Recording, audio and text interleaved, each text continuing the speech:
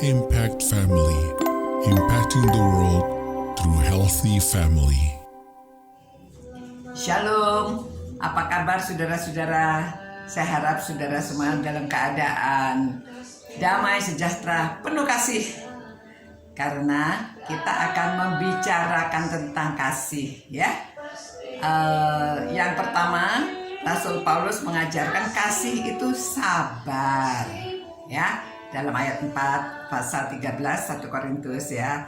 Nah, saudara-saudara, kasih itu sabar. Sabar itu bagaimana sih?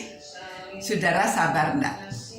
Ya, ukurannya sabar itu seberapa? Saudara, sabar itu sebetulnya diuraikannya begini, ya.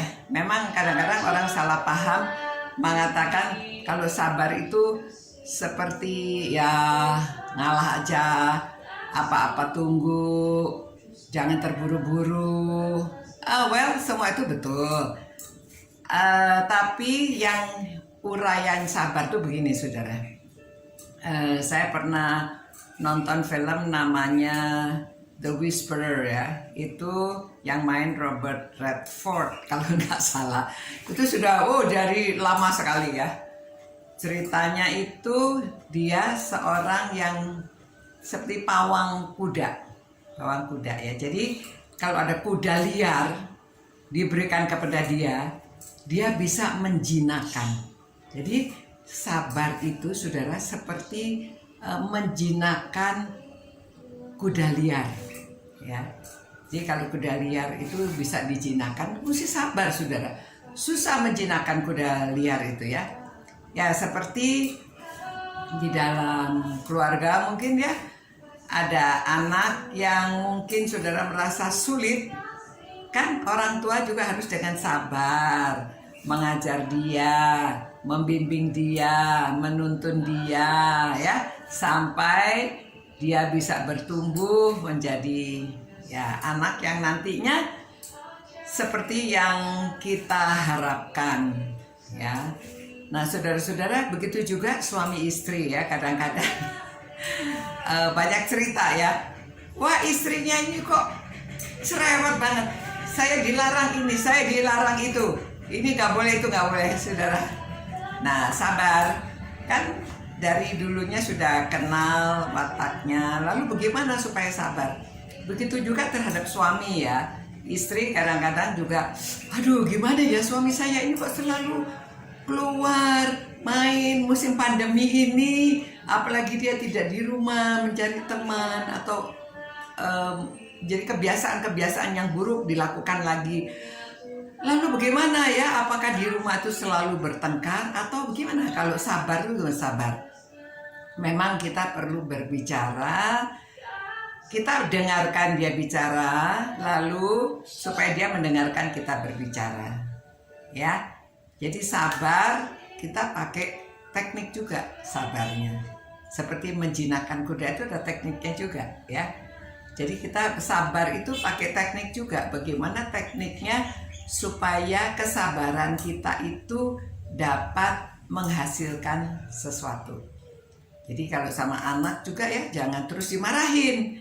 Jadi kalau dia salah dimarahi, makin panik anaknya. Jadi harusnya dengan sabar itu diajak berbicara. Waktu dia berbicara kita dengarkan mengapa dia menjadi begini. Lalu itu sebabnya. Jadi dia juga pada waktu kita bicara dia mendengarkan sebaliknya. Jadi begitu caranya, ya. Kalau kita mau didengarkan kita harus mendengarkan juga.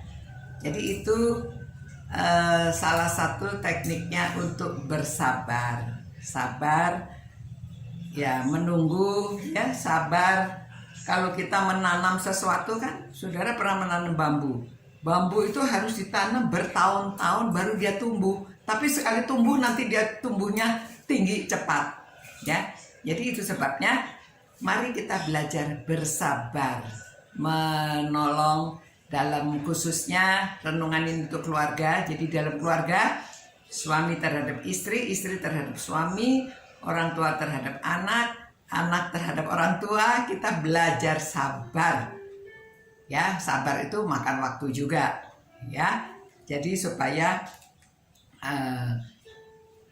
kita semuanya bisa memiliki kasih. Kasih itu sabar. Ya, mari kita berdoa, mohon Tuhan memberi kita kesabaran. Tuhan, terima kasih Tuhan karena firman-Mu menjelaskan bahwa kasih itu sabar. Jadi Tuhan, berilah kami kesabaran. Untuk orang-orang yang merenungkan firman-Mu ini, Tuhan beri kesabaran. Baik orang tua maupun anak-anak. Semuanya supaya memiliki kasih yang sabar. Demi nama Yesus kami berdoa. Puji Tuhan. Amin. Selamat malam saudara-saudara. Tuhan menyertai saudara-saudara dan memberkati saudara-saudara. Ciao. Impact Family, impacting the world through healthy family.